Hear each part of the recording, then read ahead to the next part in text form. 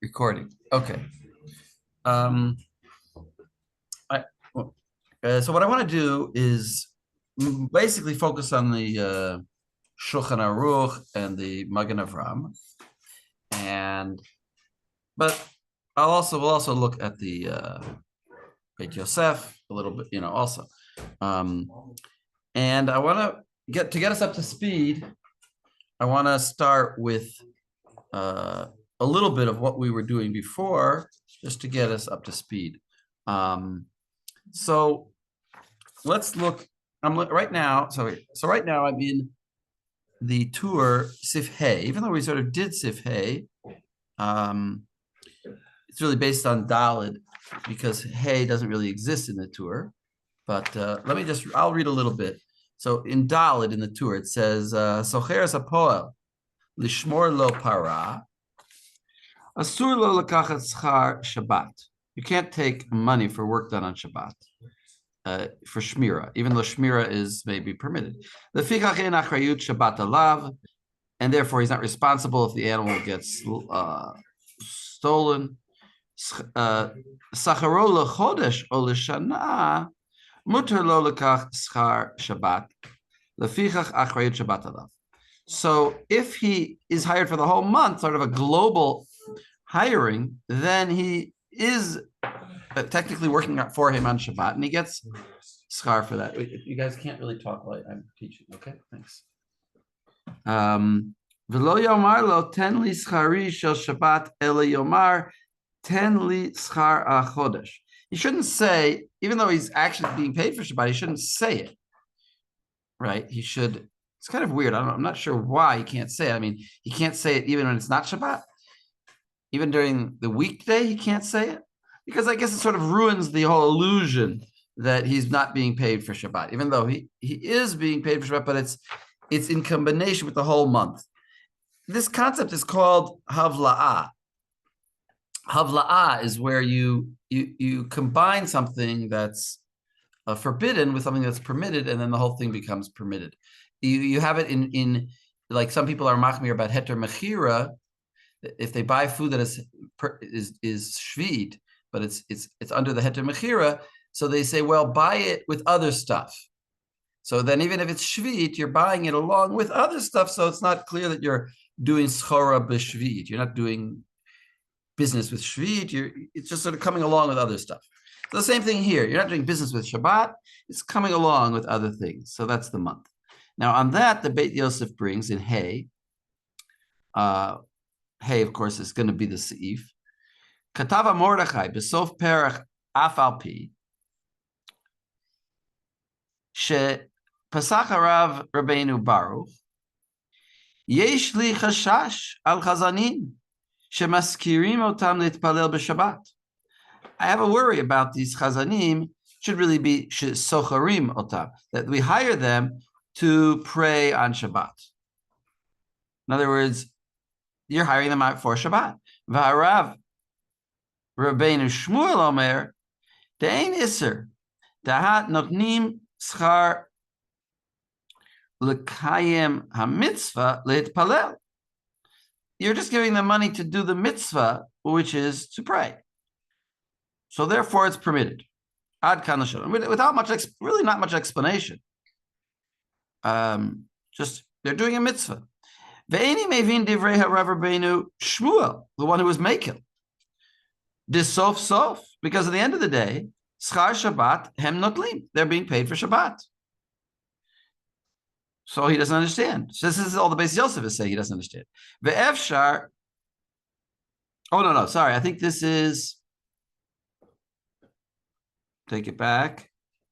I think it's either the Mordechai or the Beit Yosef.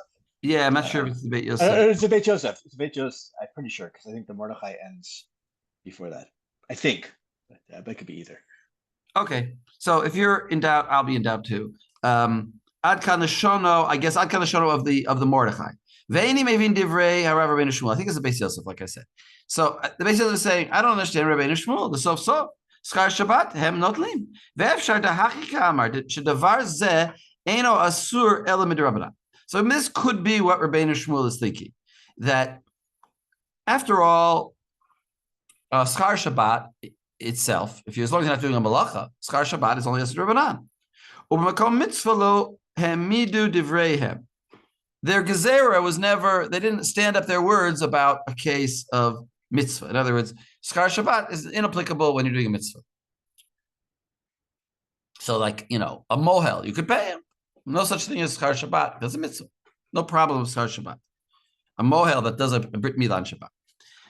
But that's actually a real case because the mohel usually expects to, in general, you shouldn't get paid to do a mitzvah, but a mohel often is paid, and therefore, especially on Shabbat, it's kind of a problem.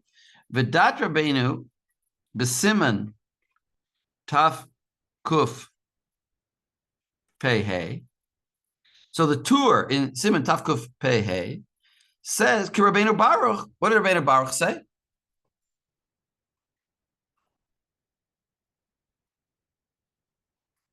He is a chashash and chazin. Right. So therefore, aser. So Rabbeinu Baruch is saying aser, and the tour is saying aser. If you look over that other siman, so it comes out that even though it's a mitzvah, you can't be paid for it. So that would be bad news for the mohel. I'm just saying at this moment. We're not going to stop here, but I'm just saying at this moment. Don't get me wrong. We're still only in the Beit Yosef. Now, on that, the mohel already needs a mechanism to get paid at all that makes it not really payment, right? It's already indirect in many cases. That's like the minhag, from my understanding. You don't pay him, you give him a gift in parallel with their services. Right, we're going to see that this idea of a gift. That's not a great case, but the chazan case is a bit more direct. Well, the chazan could also be a gift. We'll see. I think we'll see that someone says it should also be a gift. I'm just pointing out where we're starting point. Our starting point is already that we have a machloket, Rabbeinu Shmuel and Rabbeinu Baruch, and the Tur seems to paskin l'chumra. So we're starting off with a chumra, and we have to see how we're going to develop that into how we're going to develop that into a more manageable psak. That's a more lenient psak. So let's look at the Darkei Moshe Bet. So he just writes like this. Everyone sees Darkei Moshe Bet. Pshita, upshita de bechazonim shelanu shesocharim otam lishana ein isur b'davar. So first of all, he says if it's for the whole year, then it's no problem. Why? Well,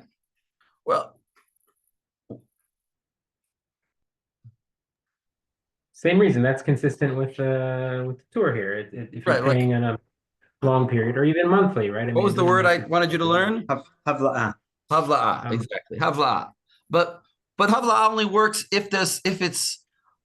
What if they're only working on Shabbat? What if it's 4 Shabbats out of the month? Havla'ah really only works if they're also praying on Chol. But Rav Moshe deals with this, right? Yeah. So that's right. Yeah. So I'm just saying, what is he's saying here? Is he saying here that there's havla'ah even if they only work? We don't know what his metzius is. We don't know what the Darkei Moshe. He's saying the chazanim shelanu. What was the metzius? Was the metzius that chazanim in his day worked also during the week, or was it that they were only chazanim for Shabbat and even so he was making? So I don't think we can know, but. At least from those words, we can't know. Let's go on in the Beit Yosef, in the Darkei Moshe. V'ketava Ran b'sof perek afalpi im sacharo lechodesh im hitna imo sheyishalem lo lefi cheshbon hayamim. This is actually brought in the Beit Yosef, but we didn't see it. If you tell him that he'll be paid according to the cheshbon hayamim, in other words, it's true I'm going to pay you the chodesh, but I'm going to pay you. If you only work 14 days out of the month, I'm going to pay you 14 divided by 31 or 30, depending on the month. So I'm paying you per day. Even though I'm hiring you for the month, I'll pay you at the end of the month, but I'm working it out per day. Mikri schir yom. Then he's called schir yom. V'have schar Shabbat. And then it would be forbidden because it's schar Shabbat. V'harei yachol lachzor be'emsa chodesh. Because he could stop, he could quit in the middle and still get paid for the days that he worked. So you see that he's really being paid for each day. V'lechen lo mikri schar chodesh. And therefore, it's like not havla if you specify the day. If you specify that he's paid per day, and if he is paid per day. So you have to sort of pay him monthly. And it doesn't matter if he works some extra days or some fewer days. Now, I'm just pointing out, again, the if you would hold like Rabbeinu Shmuel, we wouldn't have any of these problems. We'd say it's Devar Mitzvah, Makom Mitzvah, call, everything's fine. But we're not holding like that, at least at this point. Okay, so that's Hey over here. Now let's turn to Hey in the Shulchan Aruch.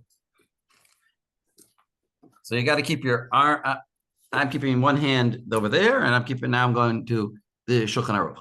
And look, I'm just reading a little bit here. I'll let you guys read it at some point, but I just want to, dig deep into this quickly and go the way I'm thinking about it.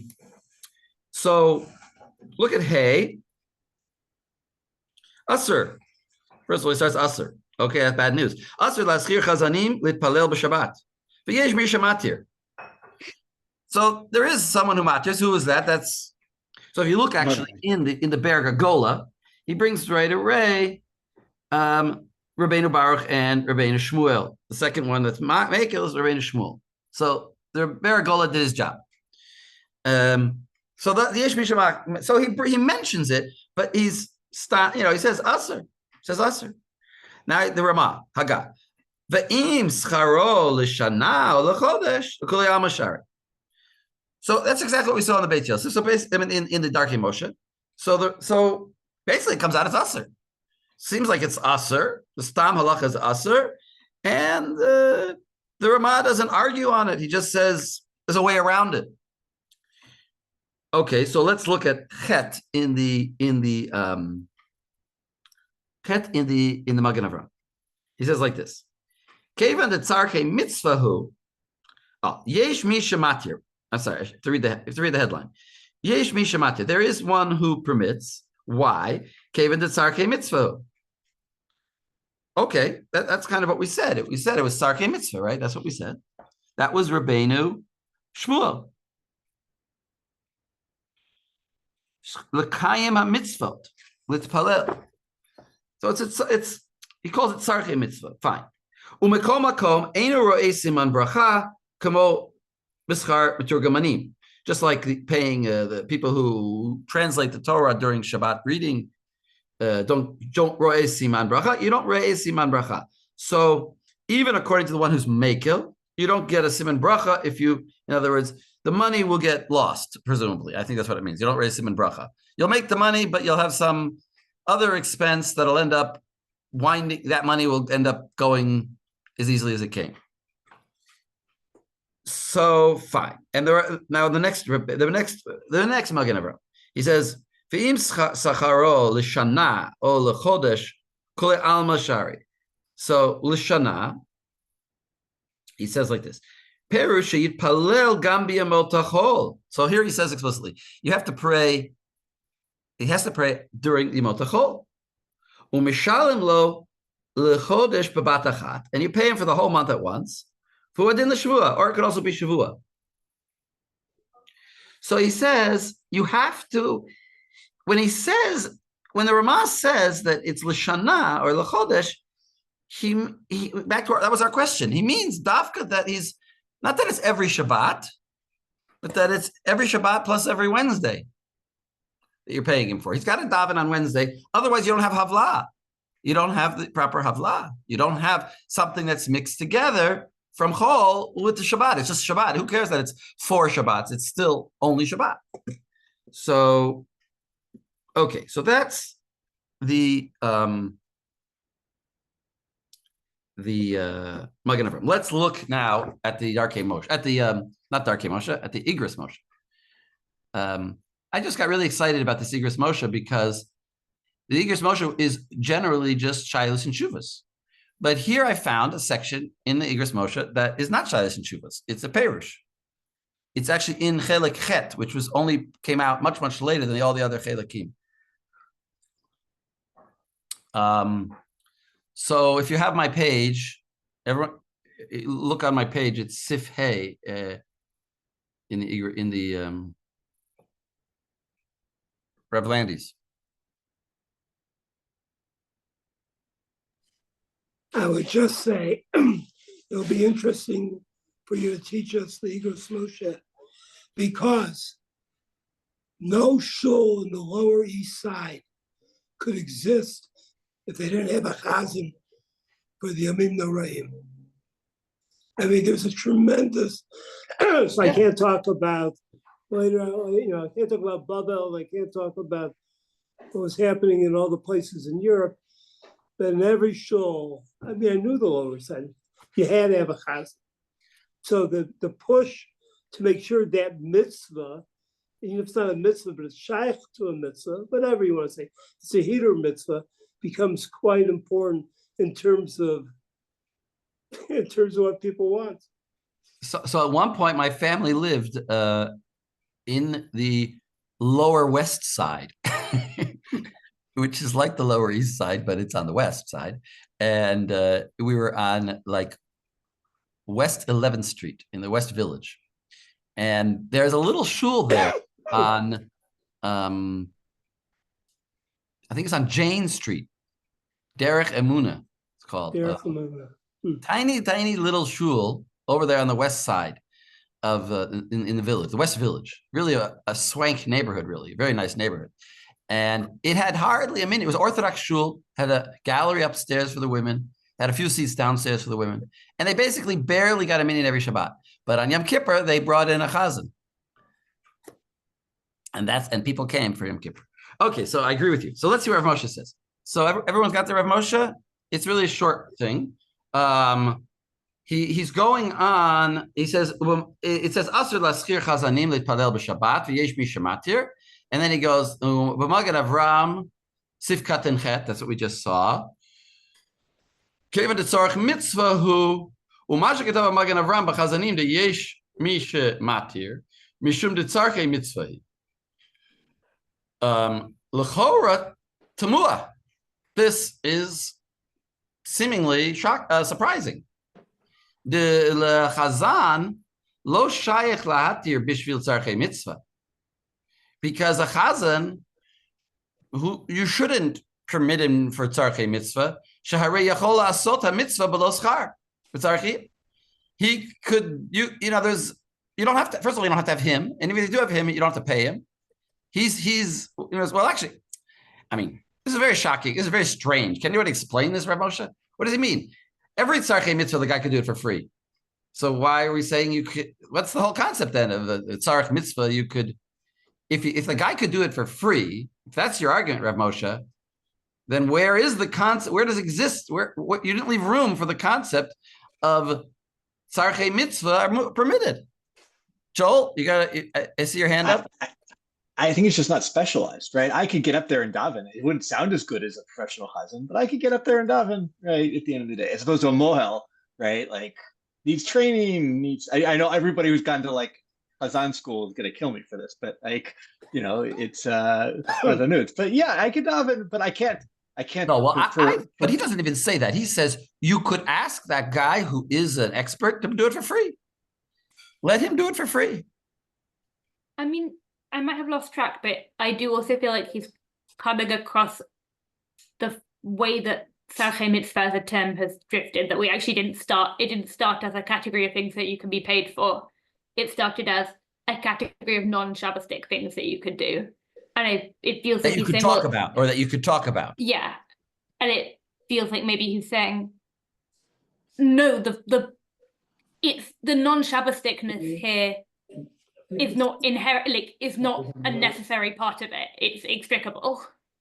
So wait, so he argues on the Beit Yosef. Remember, the Beit Yosef said b'maka ulai. He says maybe to explain him ulai b'maka mitzvah. B'maka mitzvah lo ha'emidu divreihem. That's what the Beit Yosef said. As explaining, in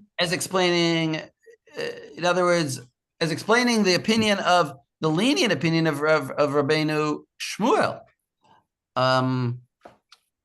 What is it? Wait a second. What is what are we explaining here? We're talking about chet. That's the first one, which is yesh misha matir, which is right, Rabbeinu Shmuel.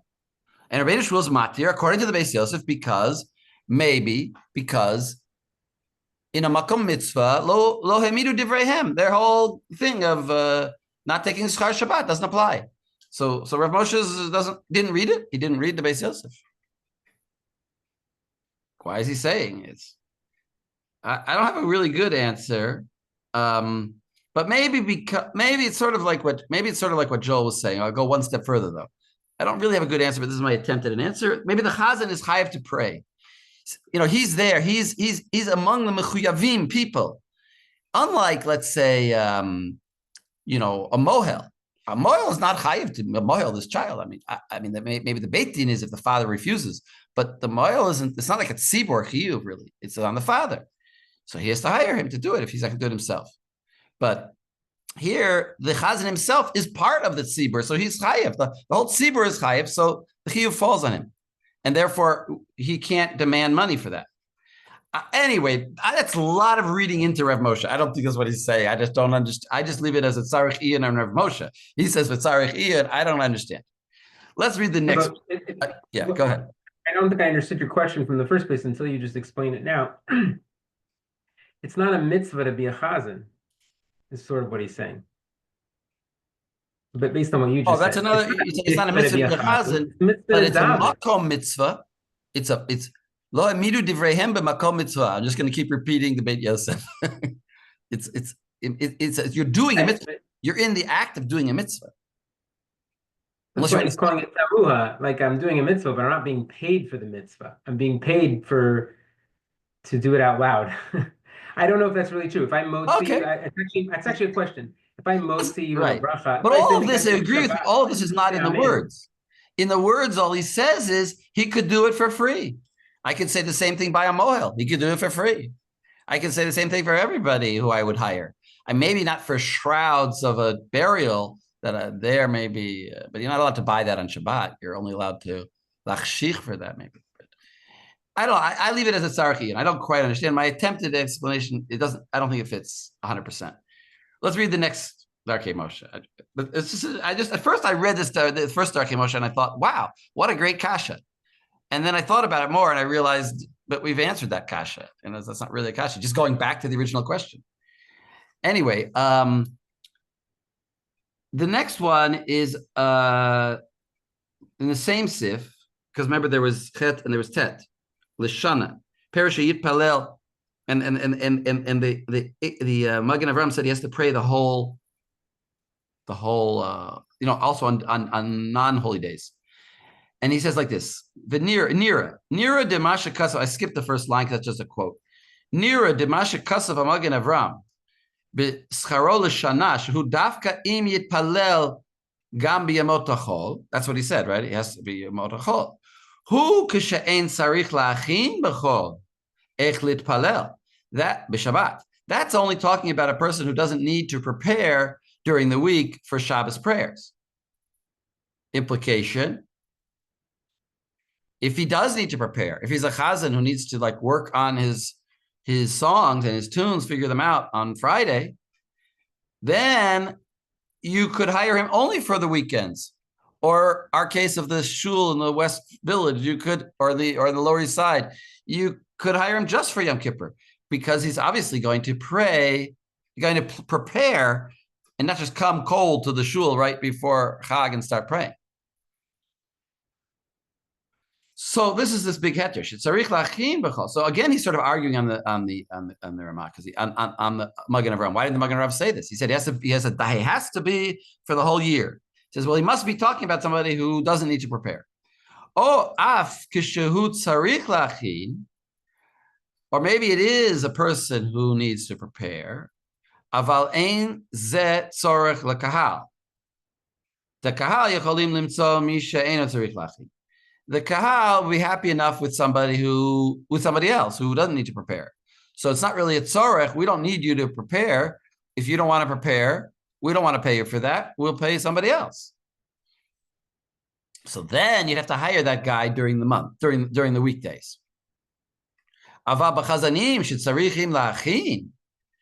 But chazanim that do need to prepare. But ken haderech, but kol chazanim. And that's the way every single chazan is. No chazan really comes without preparing. Harehu tzarech hakahal.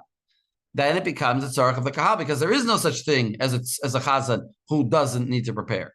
Nimsa sheyesh lo avodah gam b'chol. So we're hiring him for also b'chol, also during the week. Bishvil zeh yeh mutar af kishe'enu tzarich litpalel b'yemot hachol. And then, because of this preparation that he does, it'll be mutter to hire him even if he isn't going to pray during the weekdays.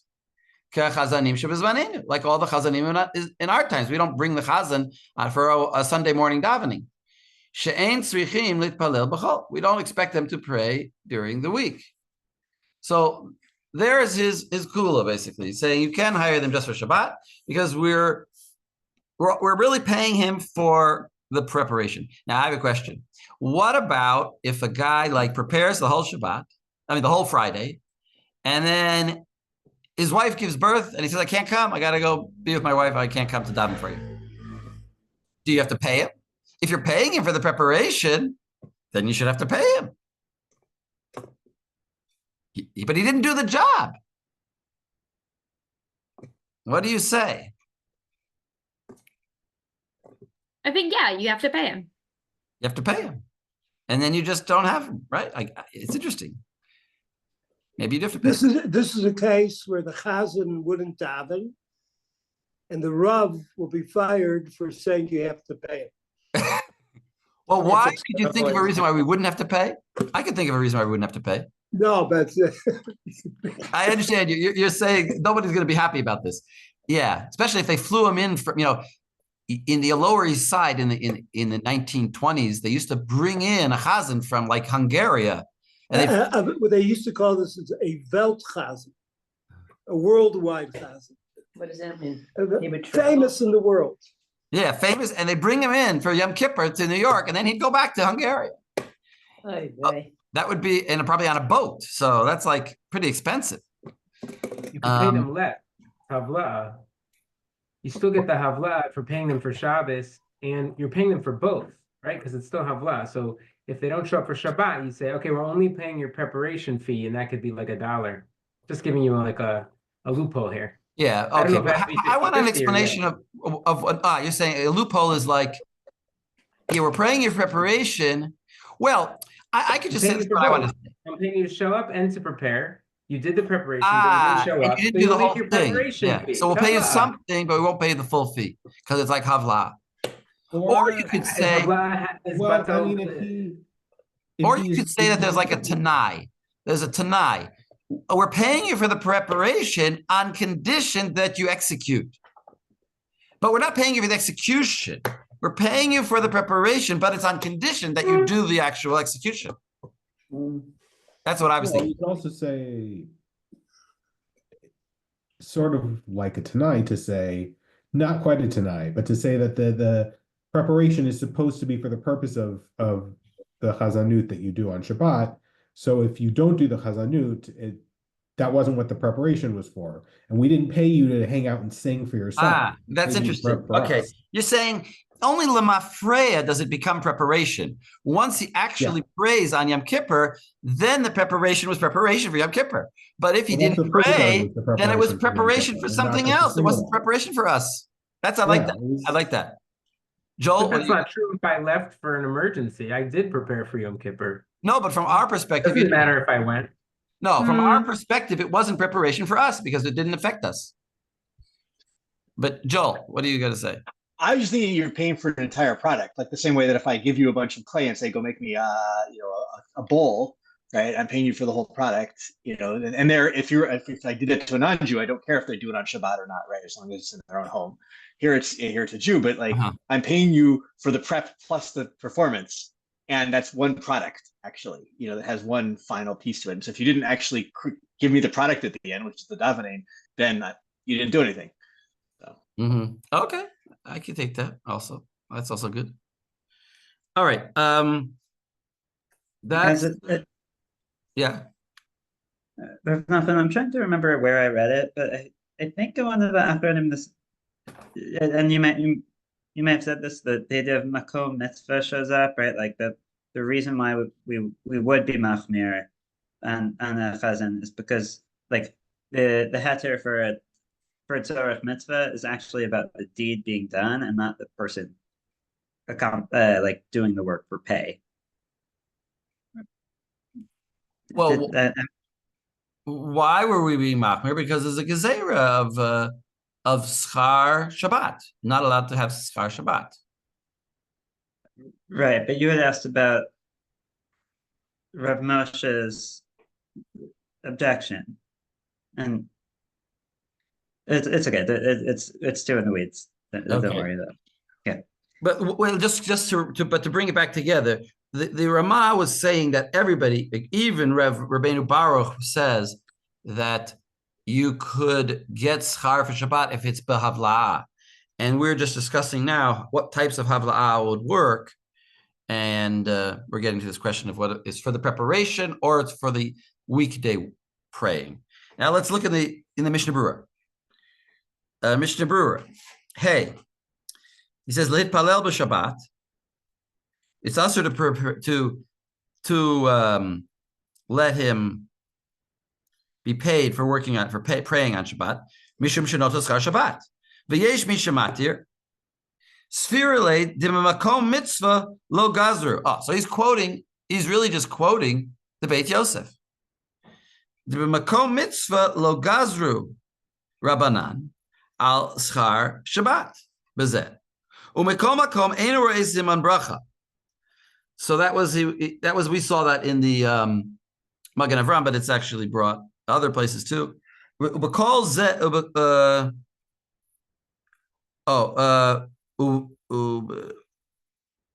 Ubekol zehu hadin l'schar tokeya. He's saying the same din for paying somebody to be about tokeya, to blow the shofar. Okay, makom makom. So wait a second. So that's mishamat here. Makom makom aser l'schor chazan o atokeya b'Shabbat. You can't actually hire him on Shabbat. You can't go on Shabbat and say, would you pray? Would you blow for us this morning? This morning, our chazan is sick. Our tokeya is sick. Can you blow for us? We'll pay you. That you can't do. Uba Yom Tov, Gufa, as itself. On Yom Tov or Shabbat, you can't hire him for Shabbat. Even though you might say, why not? We just said it's a tzarchei tzip, it's a tzarchei rabim. You should be able to. So if you look in Yud Tet, in the Sharat Tziyun, he says, Mishpasot Tzahav b'Shem Beis Yosef, Siman Tav Kuf Pei So you'd have to look there. Why you can't do it? But basically, even in our Siman, when we said you could talk about it, we said you could talk about it, but you can't actually do the whole deal. You can say, listen, I'm interested in hiring you to teach my son his bar mitzvah lessons. Are you interested? And the guy can say yes or no. You can do all that on Shabbat. But you can't say, okay, you're interested, I'm hiring you. You can't finalize it on Shabbat. And that's what we're talking about here. You can't finalize it on Shabbat. Even though it's a Devar Mitzvah, we never said that you could finalize it. We just said you could arrange it. You could say, would you be interested? But you can't say, okay, now you're hired. Yeah. Rabbi, I got a question. Have you found anybody who's machmir on these dinim, meaning, you can't, any right now we have one chumrah after another, no matter what almost. In other words, you have the one chumrah, the ikar hadin, that you can't do mekach or memkar on Shabbos. Therefore, you can't seal the deal on Shabbos. So yeah. But in terms of everything else, did you find anybody who's? We found different ways of being makel. Did you find anyone who's really machmir? No, I think it's pretty universally agreed that you could talk about mitzvot. You could talk about tzarchei, that's what we talked about last week. You can discuss arranging mitzvot certainly, or tzarchei rabim on Shabbat, as long as you don't close the deal. I think I didn't find anybody who was more machmir than that. Okay, well, let's go on. Kaf Daled in a Mishnah Berurah. Can I ask You're not gonna have anything to do in Mishnah Berurah, but you will. I'm not going to do it all. Can I ask a basic question? What's the Isser? What's the Isser exactly? If to actually do the memkar of the mitzvah, like this is a derabanan that comes from chafatzecha? Well, I mean, it's all uvda dechol. It's all derabanan uvda dechol. It's also Thing that you do during the week. It's not Shabbostic. There's a concept. It brings to writing. When the rabbi says, exactly, it brings to writing. Oh, thank you. That's the general. That's the general memkar. So that puts it in a different category, and that's sort of what I'm looking for. Like, is there two because we have the category of being able to do all this dibur, but we can't close the deal. Well, where are we getting that chiluk from? We're getting the you can't close the deal from a malacha, potentially. I don't want to talk about it now because it's not. I'm referring to it from places that we've seen elsewhere, and I don't want to say anything. I don't want to discuss it too philosophically right now. But that's the psak. The final psak is like that you can't close the deal. Kaf Dalet in the Mishnah Berurah. Lishana. So where was that? That was in the Shulchan Aruch. Lishana o lechodesh, right? If you pay him for a year. So he says like this: Perush sheyitpalel gam biyamot hachol, umishalim lo lechodesh o leshavua b'bat achat. So that's the Magen Avraham. He's just quoting the Magen Avraham exactly, almost word for word. Va'ayin ba'achronim shekosfu shenogim lahakel lischor l'shabbatot lechud. That we are makel. Oh, so just stam we're makel. Why? How can we be makel? Noagim lahakel lischor shabbatot lechud. You just hire him for shabbatot lechud. No explanation. Why? What would you say? What does he mean? If is he holding like Rav Moshe? Not necessarily. He's just saying we're makel. We're makel lischor Shabbat. I'll get back to this question in a minute, but you think about that. Let's go on. V'achoshesh l'divrei ha'osrim. But if you are worried, so now we're already getting an answer. V'achoshesh l'divrei ha'osrim. So what did he mean before when he said we're makel? Like who are we makel? Rabbeinu Shmuel? Yeah, exactly. Rabbeinu Shmuel. In other words, even though we paskin like Rabbeinu Baruch and it's Aser, but he just said, the Achronim say, no agin lahakel. As the wife, as the famous joke says, don't bother me with your Shulchan Aruch. In other words, okay, the Shulchan Aruch seems to be machmir, but the minhag is to be mekel, like Rabbeinu Shmuel. And if you want to be worried to Rabbeinu Baruch, lo yiktsov betchila ma. Here we're going to get this idea of the matana. Lo yiktsov betchila. Don't say the amount that you're going to pay him. And what he actually gets paid in the end, yeshlomar shu derech matana. We can think of it as just a matana. We don't tell him how much we're going to pay him. It's like with a moil. The moil a lot of times will say, pay me whatever you want. I don't have a price. It's you pay whatever you want. Honorarium. Yeah, it's an honorarium. So that's to be yotzei kol hadayot. Umiyaledet. What about miyaledet? Miyaledet, she's going to work on Shabbat if a child's born on Shabbat. Bevadai muteret lekachet schar Shabbat. She can take schar Shabbat. Why? Why is that so obvious?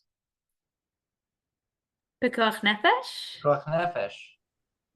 But she doesn't have to take money for pekuach nefesh, so I don't think that holds. Yeah, in other words, maybe she wouldn't agree to come if she knew that she wasn't going to get paid. But that would be a pretty cruel lady. I think it's a more clear-cut chaftzei shamayim than being a chazan. Chazan is not that clear-cut of a chaftzei shamayim. That's what I got from Moshe also. Okay, I like that also. I like both of what you're saying. First of all, there is this idea, maybe we should definitely pay him because, lo lachshir latid lavo. Don't prevent people from coming next time. So we'll pay them for pekuach nefesh. And I also like what you're saying, that it's for sure a mitzvah here to give birth. But on what's the halachic? In other words, how are we defining this to make it mutter? So we're defining it like Rabbeinu Shmuel. In other words, we're back to Rabbeinu Shmuel again. In other words, for a yoledet, she can get schar because we'll be lenient like Rabbeinu Shmuel. So you see that these halachas, it's very important that these yesh mishamatir, even though the Shulchan Aruch paskins in a certain way, if the minhag ha'olam becomes lenient, or if there's then we can say, well, the minhag ha'olam must have been to take the lenient approach. Right. In other words, and I actually saw this. I sent this to Joel. I didn't send it to anybody else, but a few months ago, where did I that Joel will remind me who said this, but that if the olam is noheg like Rabbeinu Shmuel, the lenient opinion, then it must be that there were big poskim who paskin like Rabbeinu Shmuel, and they just never got put down in ink. And so the Tzibur is relying on those unknown poskim of previous generations who mattered it, because we see that the world is Mekel. So it must be like they're going like I know it is. It's the Tzitz Eliezer. Tzitz Eliezer. Tzitz Eliezer says this svara. Just mind-blowing svara. Mind-blowing svara. He's saying there must be other people out there who said that it was Mekel. Otherwise, how could it be that the whole world is going to be Mekel here? And that's the basis for this Mishnah Berurah. So anyone who tells you the Mishnah Berurah is I guess you could also, yeah, you could also say for me that it actually does fall under the paradigm of Lishana, right? Okay, I'm retaining this person to deliver my future child, the Shabbat, and it may happen any day of the week, and it just happened that it did fall on Shabbos, but there's like the havla actually still a plus. I hear what you're saying. You're saying I didn't specify that she should work on Shabbat. It's like I gave a person dry cleaning and I said to do this by next week, and if they chose to do it on Shabbat, that's their problem. Right. Like this is obviously, I think in some ways a different model than the one being referenced here, but a lot of people today will hire like doulas, etc. And the doula's responsibility is to be like taking care of the pregnant person and to be there to support them in helping with the delivery. And again, like you can have estimates of when that's going to be, but you don't know when that's going to be. So when you're paying them, you're not saying, I am paying you to do a job on Shabbos. You're saying, I'm paying you to help deliver my child whenever that occurs. And it just so happens that might be on Shabbos. So you're agreeing or disagreeing with Alan? I'm agreeing. I think that is one sort of tzad lahakal, is this notion that definitionally, Amilad is just like being paid for delivering the child. They're not being paid, oh, please do this work on Shabbos. They're being paid for a task that like you can't necessarily fully predict the time, and it might just so happen that it falls on Shabbos. Okay, great, excellent. All right, let's go back to the tour and Vav. Wait, sorry. Yeah. Let's see. Is that the actual like I hear that that's the mitzias of how doulas are currently paid. It seemed like to me, like from the language that we were reading, that's not how we used to pay midwives. It seemed like the midwife was like, as in, does it I don't know enough what the actual a midwife is very different from a doula. A doula will come to your house ahead of time and like and discuss how they're going to do it and maybe train you. I think a midwife, nowadays a midwife, and probably then a midwife, was just like at the moment that it happens. Well, yes and no. I can't speak expertly to how midwives operated throughout the entirety of the period that we're covering, but like often midwives would at the very least, especially depending on the economic background of the family, be somewhat like on retainer around times. Like, for example, it's also possible that the woman like goes into labor on Friday and then like, it continues. And then part of it will be right. Part of it will be interesting. Anyway, I think whatever this, so we don't have to get into any more. I think we got the idea that it's permitted for a doula, either because of the same reasons that we permit a chazan, or because of other reasons, like we've said, like she's like all three reasons. Maybe she worked on a different day. Also, maybe it was a general requirement that she work, and we didn't care which day, and maybe because it's pekuach nefesh. Okay, we got a lot of different reasons. Mishnah Berurah didn't tell us which one he was thinking of. Let's go to Vav in the tour.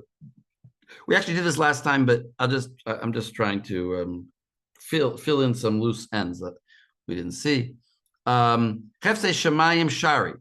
So the needs of heaven are permitted. Kigon cheshbonot shel mitzvot, lifsok tzedakah, lifakeach al iskei rabim, lishadech tinokot, v'la'ares, sorry, v'lishadech tinokot le'ares, v'lilamdo sefer o omanot. The way you have to read that is you're allowed to lishadech, you're allowed to arrange marriages, and you're allowed to arrange education for the child, whether it be Torah or non-Torah, work-related. All those arrangements you can do. Again, like I said, with the proviso that you don't finalize it, you just say, "I'm interested." You just feel them out if they're interested. V'harav Rabbeinu Meir Rottenberg Katav. Davka l'daber alav im rotze listaker. Oh, here's where it says exactly. Listaker aval lisacharo ulahazkir lo schum ma'ot asur. You can't actually finalize it. That's where I was getting from. That's the so actually back to Rev. So fine. So I guess if you don't hold like Rabbeinu Meir Rottenberg, then you could finalize it, I guess. But I don't think anybody holds like that. I think he's just clarifying. So Vav, in the Beis Yosef. V'chesed shemayim shari kigon cheshbonot shel mitzvos. B'perek hashoyel, b'perek kama de ktuvot, v'katav harav magid. Actually, we're going to skip that.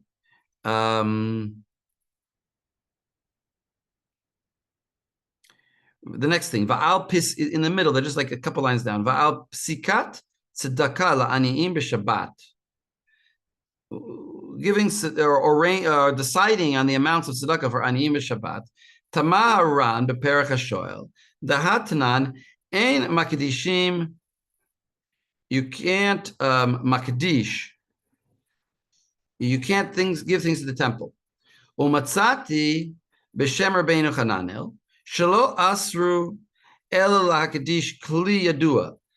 That's only because sorry. Rabbeinu Chananel says that the only thing that really is forbidden is to lakdish a certain kli, mishum demichsi kemechek, because it seems like you're doing business because the kli is now like an article being sold and bought. Aval lo asru lechayev atzmo bediburo legavoa.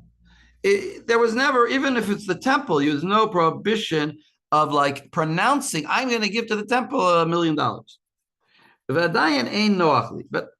says the Ran, I'm not so happy with this answer. Because it says that you're not allowed to give the money value of a human being. And that's like saying money. You're not giving the person. It's not a particular kli, it's just money. And even so, that was asur. So therefore, giving tzedakah should be asur, because it's just the same as giving to the temple, which is asur. And now the Beis Yosef says, "That's ad kan lashon hara. V'nira li demarich dami shapir lemechaku memcher." No, when you say I'm going to give the monetary value of a human being to the temple, that is like purchase, buying, and selling. Dahave kikone ish. It's like you're buying a human being, which is business. That's because you said you're going to give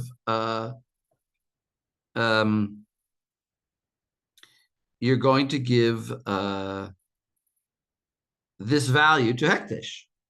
So in other words, you could give money to tzedakah now, because that is not like mechek memcha, because you're not giving the value of a person. You're just dividing up money. It's just money. You just get some money and you're dividing it up. Or like specifically the Aruch involves kind of invoking market values and invoking the marketplace, and you're sort of invoking the specter of the slave market. Like there's real. Although Aruch is usually not the actual like slave value. It's sorry, like the value in the Torah that it says like, I don't know, 20 Okay, but shekels. it's monetary value. Like But it's still there's a symbolically. transaction that's happening, whereas tzedakah isn't transactional, maybe is how you'd say it. I don't know. So you're agreeing. You're saying I'm trying to paraphrase that into an underlying logic. Or like I'm trying to sharpen in English what kind of hakiyah you can draw between tzedakah and arachim. Right. I think you're right. Yeah, I think you're right. In other words, even if it's a symbolic value of a human being, it's still like there's an item being, it's similar to sale, some kind of item being transferred, and therefore it's not like tzedakah where I'm just dividing up money that's lying around and seeing who gets it. V'akol bo katav b'siman nunchet b'shem gaon echad the davka hekdesh mizbeach the bedek habayit.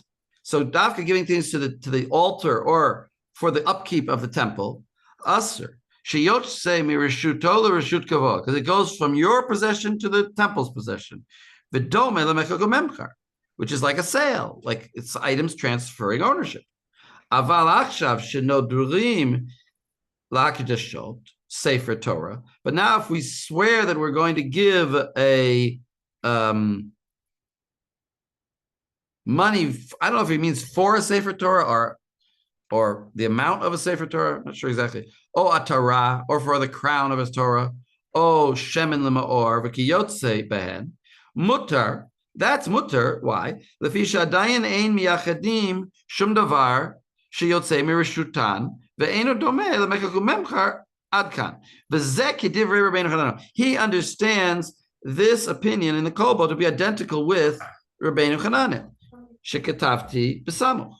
In other words, Rabbeinu Chananel said that our behavior today is not like giving something to the temple. I mean, we'll have to. We're going to get into this. That's what I just have to say, because I have to say something about people becoming rabbis. Don't confuse a bank transfer, which is hekdesh, with a pledge. If you do, it's big problems. Don't spend the money before you got it. That's why most people will have to raise money.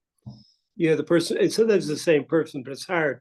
The person who raises, and then you have the bag man or the bag woman who has to collect it. Right. And, I think Woody Allen has a joke about this, where the punchline is, "I pledge $100." Jews like to pledge; they don't like to actually give the money. Now, the real joke, just to get it right, is that they went to the shul safe, and the robbers stole overnight $100,000 in pledges, and that proves the point. Actually, the laughing proves the point. Okay. So wait, just to review, the Kolbo said that Shum Davar, nothing actually went just because I pledged money, and therefore it's not like Hekdesh. And I think the way we explained it last time is we said that when you do the Hekdesh, at that moment you are Makdish, the thing goes to the temple. It is owned by the temple, but when you just pledge, nothing really happened, like Rav Landis is saying. Now, I wanted to look at Gimel also in the Darkei Moshe. Katav or Zarud b'makom shenoagin shenotnim likorei mishaberach. Maybe we read this. That if there's a place where you give a mishaberach and v'noder davar ma l'tzedakah, and then you pledge some money to tzedakah or lechazan, or to give to the chazan, Ravya Oser, he says you can't do that. You can't pledge on Shabbat to give money. Oh, that's like the Ran, who says it's usher, who didn't see a distinction. Just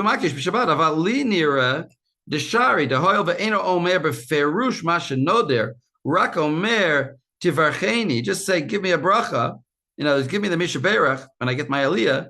Lo mikri noider. It's not called noder. Afal gav the mehar here ma sheyir tzeliten. Even though he's thinking to himself, he'll give some money. That's not called noder. V'aminag lahakel b'kol inyan daha muter lifsok tzedakah. And they can we'll make it because we consider it like giving tzedakah. It's not tzedakah here in this case, but maybe it's nearer to tzedakah. It's just if Nachum, does the whole practice of bidding for Elliot fall under this? so the what is it called? The Magen Avram is going to talk about that. So let's go to the Magen Avram. Magen Avram on Vav. So I'll read the Shulchan Aruch again. Hefsei shamayim mutar ledaber behen kigon cheshbonot shel mitzvah lifsok tzedakah. I'm reading the Shulchan Aruch. V'lefakeach al iskei rabim v'leshadech tinokot v'lares v'lamdo sefer o emunot or omanut work. V'davka le daber im rotze listaker. Davka, if you talk, do you want to do this job? Aval lisochro lahazkir lo schum ma'ot asur. So that we saw, that's Rav Meir Mirattenberg.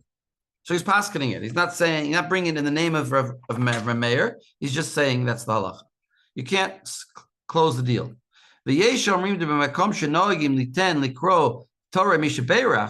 And there's those who say that in the place where you give a mishaberach to somebody, and then he gives a promise to the tzedakah or lachazan, the asur b'Shabbat lifsok kama yiten, v'minag lahakel daha muter lifsok halacha. So some say you shouldn't be noder, but the minhag is you could be noder because it's in the end tzedakah. And that's what you'll say when somebody comes into your shul and says, "How come you're talking about money on Shabbos?" So you say, it's for tzedakah, for a holy purpose. We're allowed to.